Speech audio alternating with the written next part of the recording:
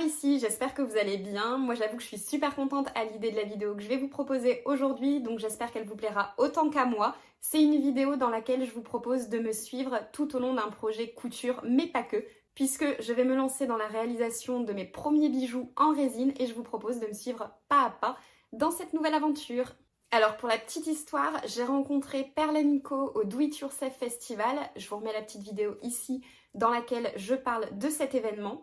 Et du coup, suite à ça, Perle & Co m'a proposé de m'envoyer le matériel nécessaire à la réalisation de ses premiers bijoux. Donc je vais ouvrir avec vous le précieux colis dans lequel se trouve tout le matériel que j'ai commandé. Mais d'abord, je vais vous expliquer mon projet en détail.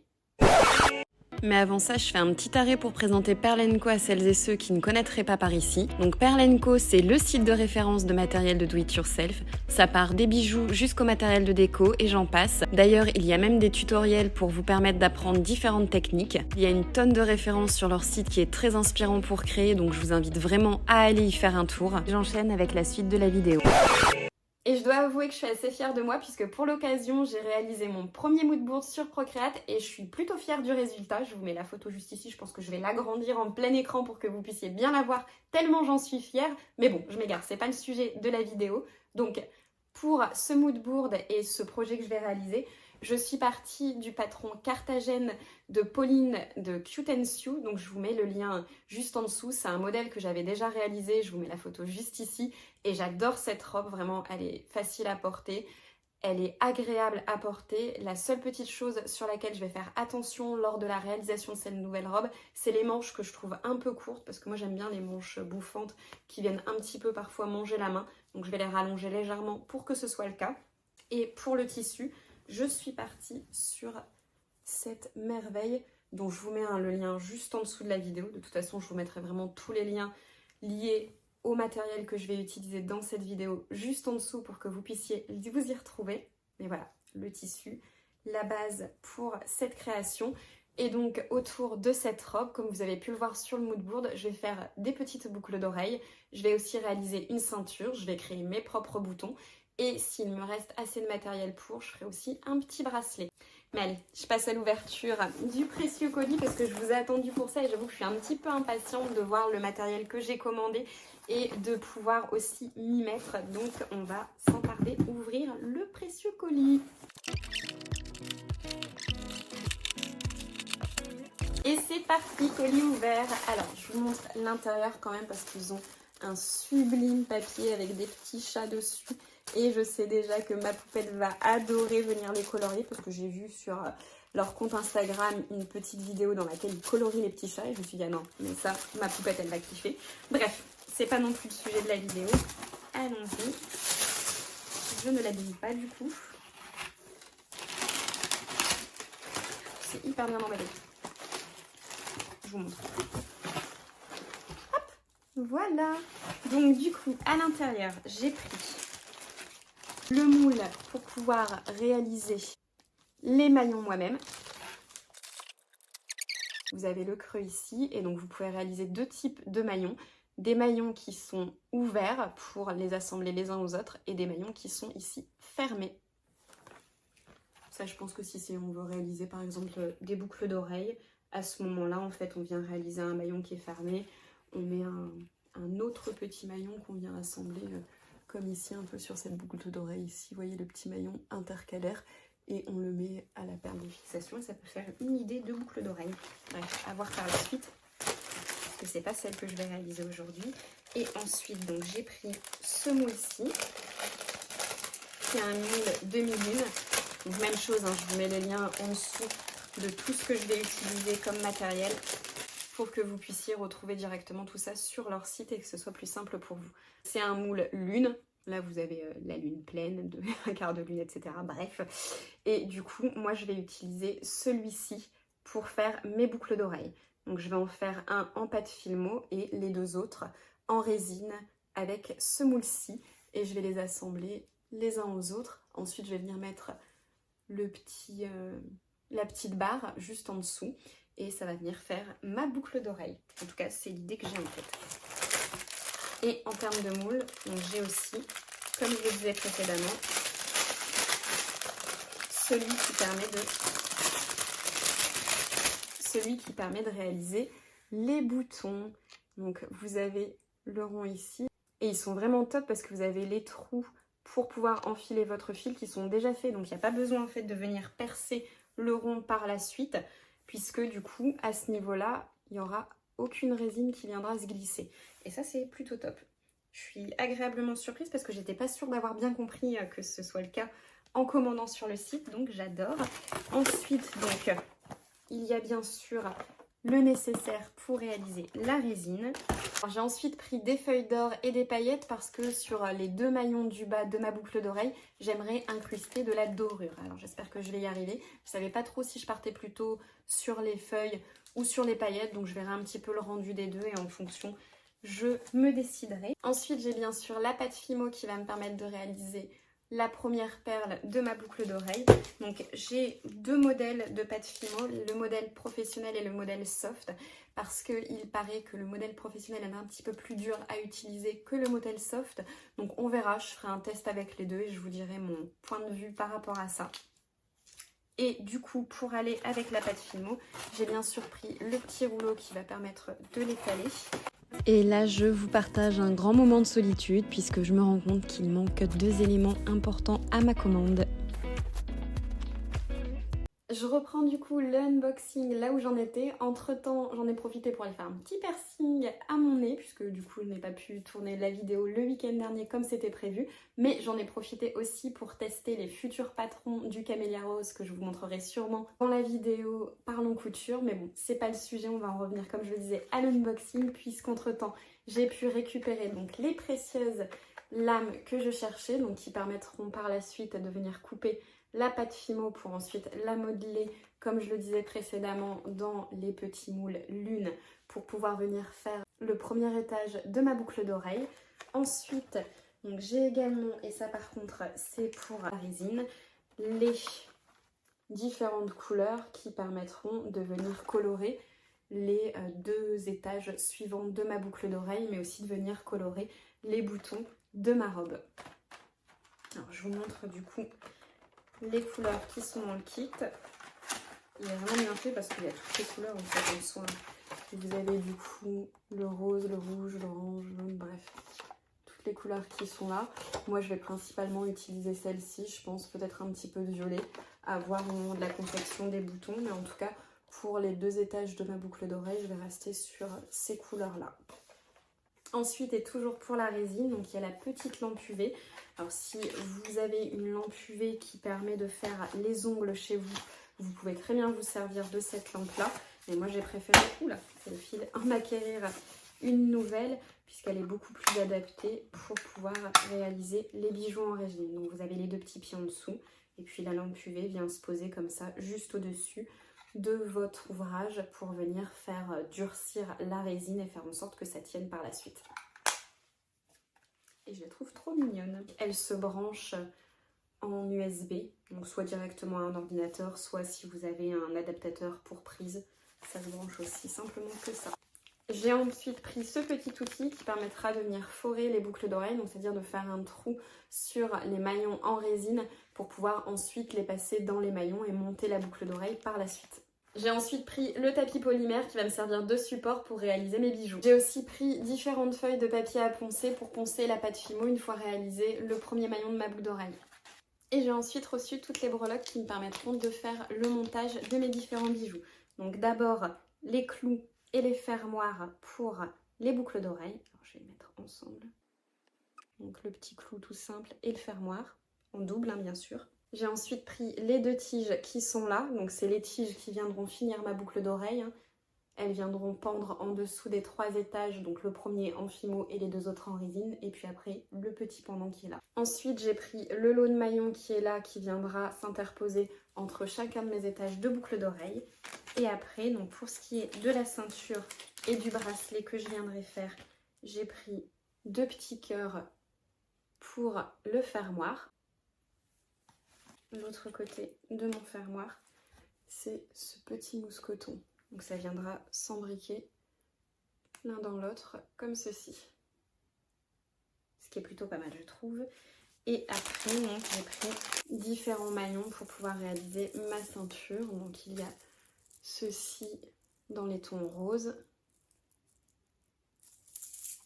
Ensuite, j'ai pris ces maillons dorés. J'ai également pris ces perles tubes qui viendront s'enrouler autour de ces maillons. J'ai vu ça sur le tuto qu'ils ont proposé pour un bracelet qu'ils ont réalisé, donc je vous mets la photo juste ici. Et c'est d'ailleurs de ce bracelet que je me suis largement inspirée pour réaliser le mien et pour également réaliser ma ceinture. Et niveau maillons, j'ai aussi pris après différents maillons à l'unité. J'en ai pris donc des dorés, des roses et ils sont légèrement roses aussi, vieux roses avec des teintes de blanc dedans, légèrement nacrés, ils sont juste magnifiques. Bref, l'ensemble est vraiment super joli. Alors je sais pas si je vais pouvoir vous montrer les différents maillons ensemble, mais je trouve que le fait qu'il y en ait comme ça de différentes tailles et de différents coloris, ça va être plutôt sympa. Voilà, si j'arrive à vous les montrer. Vous voyez, il y en a des longs comme ça en doré, des plutôt ovales. Là ici, ces roses-là, ils sont vraiment roses entièrement, pour le coup, dans ce format-là. Et ceux-ci sont un peu plus petits et il y a des légères pointes de blanc à l'intérieur en fait. Ils sont un petit peu plus en transparence que ceux-là qui vont être plus opaques. Et ensuite vous avez donc ceux-ci, comme je vous disais, qui sont vieux roses avec des touches de blanc à l'intérieur. Je vais vous mettre de toute façon les photos des différents maillons ici, celles qui sont prises sur leur site parce que je pense qu'on les verra mieux que là sur la vidéo que je vous montre, qui n'en rend pas forcément hommage. Et ça c'est la luminosité extérieure qui n'aide pas. Mais voilà les différents maillons que j'avais pris pour pouvoir réaliser la ceinture. Et après, comme je le disais précédemment, j'ai aussi pris le moule maillon qui me permettra d'en rajouter et d'en faire d'autres selon l'inspiration et selon ce que je veux avec le rendu de la robe. Mais passons à la suite. Unboxing terminé, j'ai plus qu'à me lancer. Bon, ce sera pas pour aujourd'hui parce qu'au moment où je tourne la vidéo, on est jeudi, il est quasiment 16h30, je dois aller récupérer ma poupette à l'école, mais je m'y mettrai ce week-end. Je vais commencer, je pense, samedi par la couture et en profiter au moment où je vais couper et coudre le tissu pour regarder les différents tutos que Perle & Co propose sur leur site autour de la résine, afin de me lancer sans problème dimanche et d'essayer de faire ça le mieux possible et de ne pas me foirer dans la réalisation des bijoux que je veux faire. Mais dans tous les cas, je vous mettrai tous les liens des différents produits que j'ai utilisés juste en dessous. Je vais également vous confectionner différents paniers sur leur site, comme ça si vous souhaitez partir uniquement sur la boucle d'oreille, vous aurez un panier dédié à la boucle d'oreille avec les différents articles que j'ai pris. Pareil pour la ceinture et pour le bracelet. Et je vous mettrai bien sûr aussi les liens du tissu que j'ai pris en barre d'infos. C'est parti, on est samedi, je me connecte au site de Perle & Co, je lance un petit tuto, j'attache mes cheveux pour éviter encore de me couper une mèche et je me lance dans la coupe de mon tissu.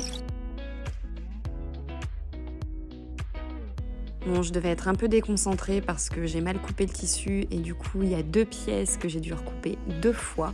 Mais heureusement j'ai bien pensé à décaler ma manche pour la couper et la voir un peu plus longue que sur la version que j'ai déjà cousue.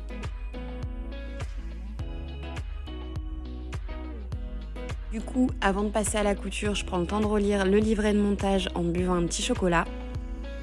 Et là, je passe à la partie couture de ma robe Carthagène. Et là, clairement, je blablate, mais malheureusement ou heureusement pour toi, mon téléphone a décidé de me donner une voix digne des mauvais doublages camouflage TV et on ne comprend rien de ce que je raconte. Véridique, je te laisse un petit extrait sonore. Ça arrive parfois qu'il traîne, mais c'est assez rare. Après, comme je suis en train de faire le montage vidéo dans la foulée de la captation, je me souviens encore de ce que je t'ai raconté, alors je vais pouvoir te faire un petit résumé.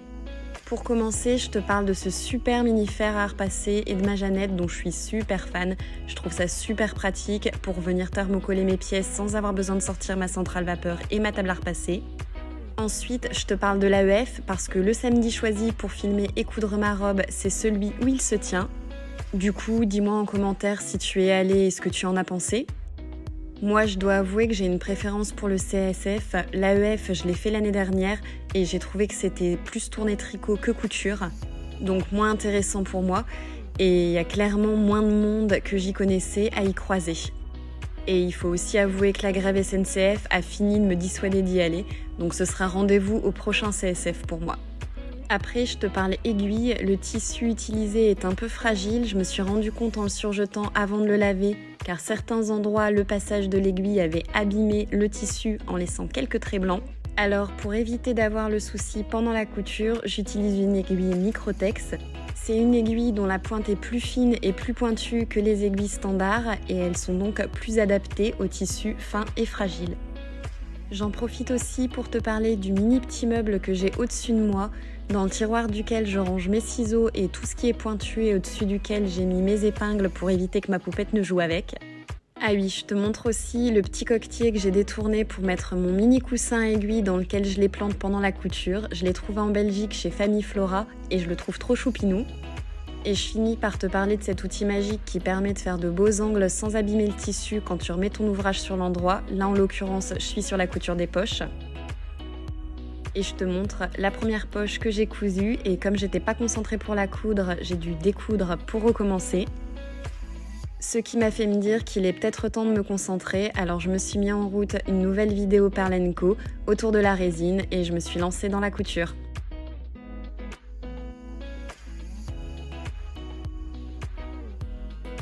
Bon, je me suis quand même octroyé une petite pause déjeuner parce qu'en plus j'avais rendez-vous pour refaire ma manicure. J'ai mis un plaid parce que j'avais froid. Et je me suis remise à la couture de ma robe en venant coudre ma deuxième poche à mon deuxième devant.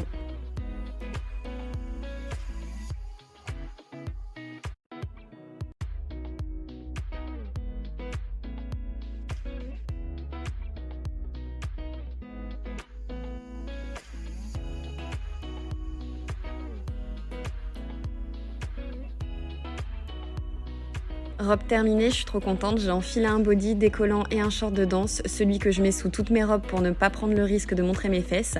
Pour te la montrer, j'en suis déjà fan. Bon, par contre, la résine, ce sera pas pour demain.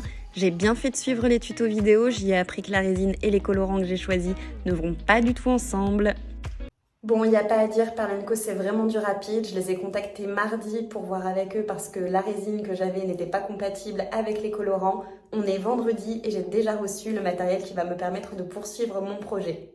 En plus, j'en ai profité pour prendre le moule d'un bracelet qui va me permettre d'utiliser la résine que j'ai chez moi.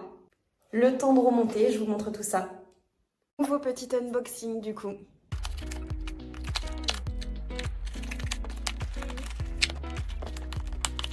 Et comme d'habitude, c'est super bien emballé. Je pourrais garder le petit pochon pour mettre mes bijoux par la suite. Et donc, dedans, il y a la précieuse résine grâce à laquelle je vais pouvoir réaliser mes boucles d'oreilles et faire mes boutons. Et le précieux moule du bracelet qui va me permettre du coup d'utiliser la résine que j'ai déjà à ma disposition. D'ailleurs, je vais commencer mon week-end par la réalisation de celui-ci puisque j'ai vu en regardant les tutos que proposait Perle & Co sur leur site que cette résine époxy mettait entre 48 à 72 heures pour sécher. Donc je vais commencer par ça et ensuite je me lancerai dans la confection des boucles d'oreilles et des boutons et j'ai hâte de vous montrer tout ça. Avant de me lancer, j'ai protégé mon bureau avec du film alimentaire et j'ai pris donc la résine Cléopâtre, la cristal diamante qui est top pour les inclusions. En plus, elle a un effet brillant. À l'intérieur de la boîte, vous avez tout le nécessaire, gants, pipettes, mesureurs et une bouteille de durcisseur ainsi qu'une autre de résine. Je vous conseille bien sûr de prendre le temps de bien lire la notice avant de vous lancer.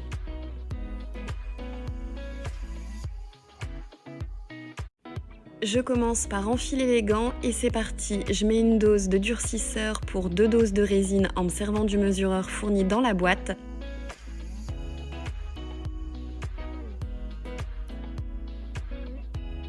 Je mélange le tout jusqu'à ce que ça soit bien transparent et que l'effet tourbillon disparaisse. Je viens mettre de côté environ 15 minutes. Pendant ce temps-là, je vais mettre une feuille à l'endroit où je vais travailler pour éviter d'en mettre partout et devoir changer 20 fois le film alimentaire. Je prends ensuite le moule pour le bracelet ainsi que du scotch. Je mets sur l'envers et j'enlève tous les petits nounous qui ont pu s'y insérer. Même chose de l'autre côté. Une fois les 15 minutes passées, je reprends mon petit mélange à l'aide de la pipette parce que le moule est un peu étroit, j'insère la préparation dans le moule. Ensuite, je viens mettre mes petits morceaux de feuilles d'or en m'aidant d'un cure-dent et j'essaye de faire quelque chose d'homogène.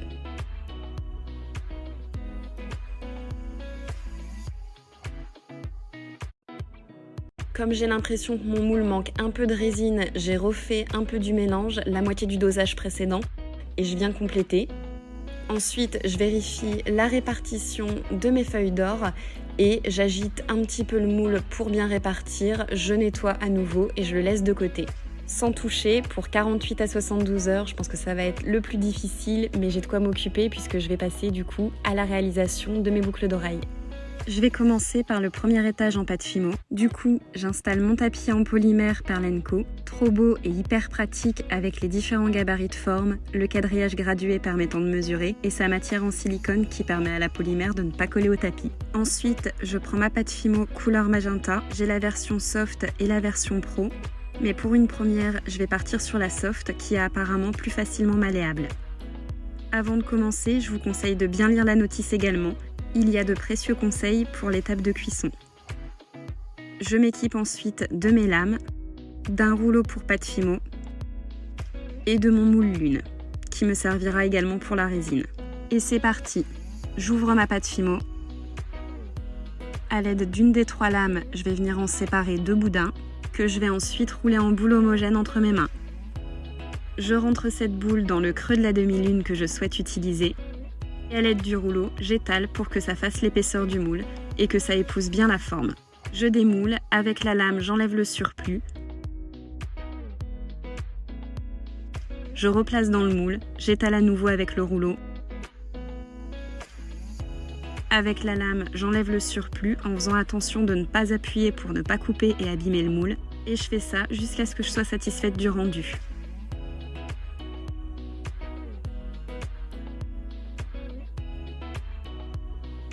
Une fois obtenu le rendu souhaité, je n'oublie pas de faire les 2 trous qui me permettront par la suite de passer les anneaux intercalaires. Pour ça, j'utilise des cure-dents. Je laisse ensuite cette demi-lune de côté, j'en fais une deuxième. Je pose les 2 sur du papier cuisson et j'enfourne pour 30 minutes à 110 degrés. Bien sûr, je surveille pendant la cuisson. Une fois sorti du four, je laisse refroidir et je ponce en commençant par le 600 grains. Puis je passe au 800 et je finis par le 1200 grains.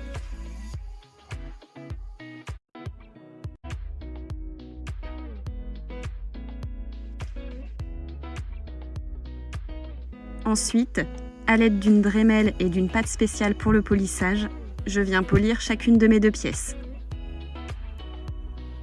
Ces 2 pièces sont terminées, je passe à la partie résine. Pour ça, je prends ma résine UV LED. J'ai choisi celle-ci pour son côté cristal. Je prends ma petite lampe UV trop pratique.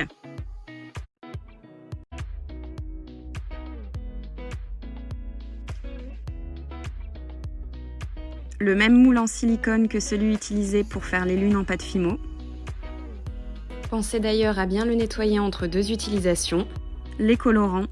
Ce set est vraiment génial parce que vous avez pas mal de couleurs. Moi là, je vais essentiellement me servir du orange et du rose, mais vous avez vraiment de quoi vous faire plaisir au vu du panel de couleurs proposé. Les paillettes, le forêt pour percer les trous dans la résine. Je prends aussi des petits gobelets au cas où, un briquet qui me permettra de faire partir les petites bulles et des cure-dents. Il est conseillé également d'utiliser des gants. Bon, là j'avoue que j'ai fait sans, mais c'est quand même mieux d'en avoir. J'ai procédé de 2 manières différentes. J'ai préféré la seconde méthode, mais je vous montre quand même la première. En premier, je suis partie sur l'idée de mettre la résine directement dans le moule. Ensuite, d'inclure mon colorant et mes paillettes et de mélanger à l'aide d'un cure-dent avant de passer sous la lampe UV. Cette méthode n'était pas top, j'ai pas mis suffisamment de résine au départ, donc j'ai dû en rajouter, remettre du colorant et des paillettes, et j'ai pas trouvé le résultat hyper uniforme.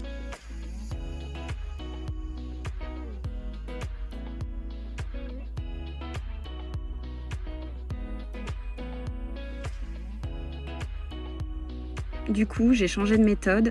J'ai pris un gobelet, j'ai mis directement ma résine, mon colorant et mes paillettes dedans. J'ai mélangé, ce qui m'a permis d'obtenir un résultat beaucoup plus homogène. J'ai bien sûr mieux géré ma quantité. Et une fois satisfaite de mon mélange, je l'ai vidé dans mon moule.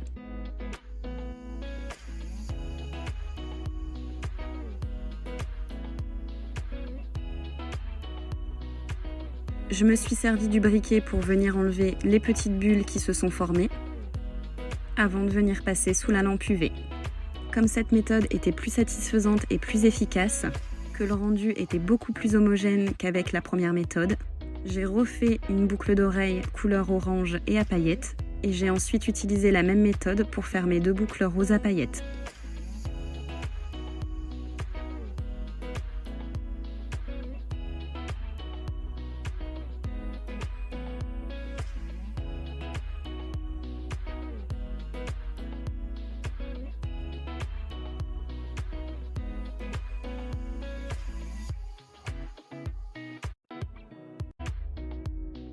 Une fois obtenu mes 4 demi-lunes en résine, 2 oranges à paillettes et 2 roses à paillettes, j'ai pris une planche en bois sur laquelle je me suis posée pour venir faire mes trous avec mon fourré, en évitant d'abîmer mon tapis polymère. Je viens faire 2 trous par demi-lune, un en haut et un en bas.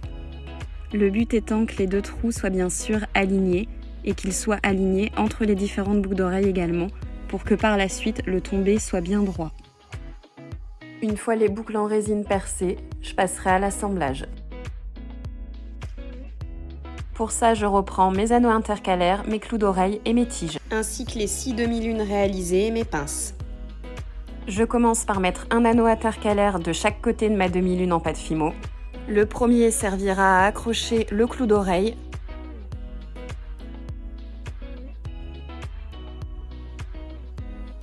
Et le second à suspendre la demi-lune en résine rose à paillettes. J'accroche un second anneau intercalaire au deuxième trou de la demi-lune rose à paillettes, auquel je viens suspendre la demi-lune orange à paillettes. Je mets un dernier anneau intercalaire sur la dernière demi-lune orange à paillettes, auquel je viendrai accrocher la tige. Et je procède de la même façon pour la seconde boucle d'oreille. En termes de rendu, le fait de n'avoir mis qu'un seul anneau intercalaire entre le clou d'oreille et la demi-lune en pâte Fimo ne me convient pas, je viens du coup en ajouter un second, ce qui permettra que la boucle d'oreille tombe bien droite et non de biais. Comme je vous le montre sur ces images.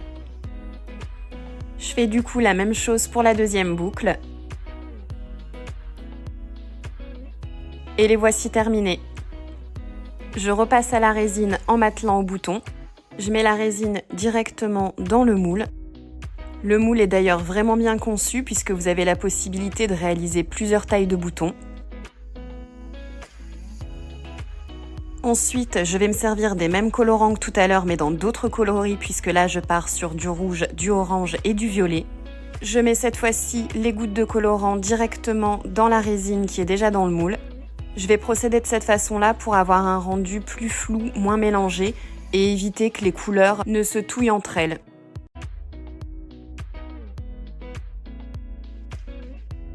À l'aide d'un cure-dent, je vais tout de même venir faire quelques petits stries pour mélanger légèrement les couleurs afin d'éviter d'avoir un bloc de chaque couleur. Je passe un coup de briquet pour enlever les bulles et je mets sous la lampe UV. Je vais réitérer cette opération jusqu'à obtenir le nombre de boutons souhaités, sans forcément les colorer de la même façon. Voilà les boutons que j'ai obtenus, j'en suis plutôt fière, je trouve que ça rend vraiment bien avec le tissu, il n'y a plus qu'à les coudre. Pour l'emplacement et l'écart entre chaque bouton, je vais bien sûr venir me servir de ce petit outil qui me permettra d'avoir une distance égale entre chaque. Bon, bien sûr, avant, il faut quand même que je repasse derrière la machine à coudre pour pouvoir réaliser les boutonnières. Là, je croise les doigts. Je sais pas vous, mais moi, c'est une étape qui me fait toujours un peu peur. Bien que j'avoue que depuis que j'ai ma machine Singer Futura 4300, je suis super satisfaite de mes boutonnières et je galère beaucoup moins à les réaliser. Mais bon, le stress est toujours là. Donc je fais mes boutonnières tranquillement. Une fois qu'elles sont toutes réalisées, je viens mettre de la colle anti-effilochage pour les consolider. Une fois la colle séchée, je passe à l'ouverture de mes boutonnières.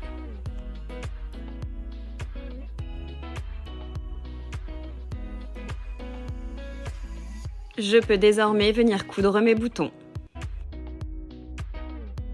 Voilà ce que ça donne une fois cousu. Me reste plus qu'à passer au montage de mon bracelet et de ma ceinture. Comme j'ai suffisamment de maillons pour faire les deux, j'ai finalement choisi de ne pas en faire en résine, mais je pense que je ferai des belles boucles d'oreilles avec la partie du moule où les maillons sont fermés. Et j'ai d'ailleurs déjà hâte de passer à ce projet suivant en termes de réalisation de bijoux. Mais bref, Là pour le coup c'est uniquement de l'assemblage.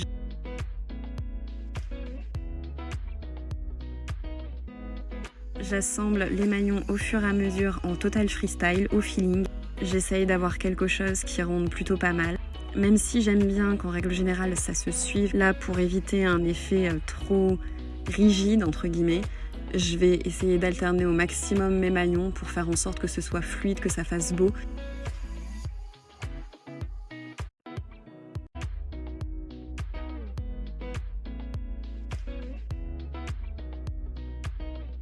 J'ai fait un petit pendant sur la partie bracelet, je trouve ça trop mignon, donc du coup j'ai voulu faire la même chose sur la ceinture.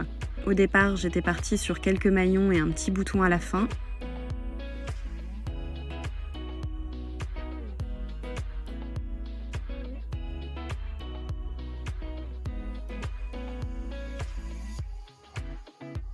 Il s'avère qu'à l'essayage, ça fait un peu kitsch et trop discret, ça se voit pas du tout. Et j'ai mis beaucoup trop de maillons, la ceinture est bien trop grande pour moi. Du coup, je suis venue enlever les maillons que j'avais mis en trop. Et comme ça fait une petite chaînette, j'ai choisi de remplacer la petite chaîne que j'avais mise par les maillons et je trouve que le rendu est beaucoup plus sympathique. Mon bracelet et ma ceinture sont maintenant terminés. Avant de vous montrer la tenue complète, je vais d'abord passer au démoulage du bracelet que j'avais réalisé en résine époxy. C'est parti pour le démoulage. Pour ça, rien de plus facile, il suffit d'appuyer légèrement sur le moule pour faire sortir le bracelet. Pour une première, je trouve le résultat canon, les feuilles d'or sont vraiment bien réparties. Il est exactement comme je le voulais, la résine a un aspect brillant et cristal qui est super sympa. Je vais pas forcément venir l'associer à la tenue que j'ai réalisée là, mais je sens que ça va vraiment venir sublimer pas mal de mes tenues et que je vais vraiment prendre plaisir à le porter. Bon, par contre, avant de le porter, je vais venir poncer le côté extérieur du bracelet parce qu'il est beaucoup moins lisse que le côté intérieur et du coup il glisse beaucoup moins bien de ce côté-là et j'ai peur d'avoir mal par la suite en l'enfilant, mais à part ça, il est vraiment parfait de chez parfait.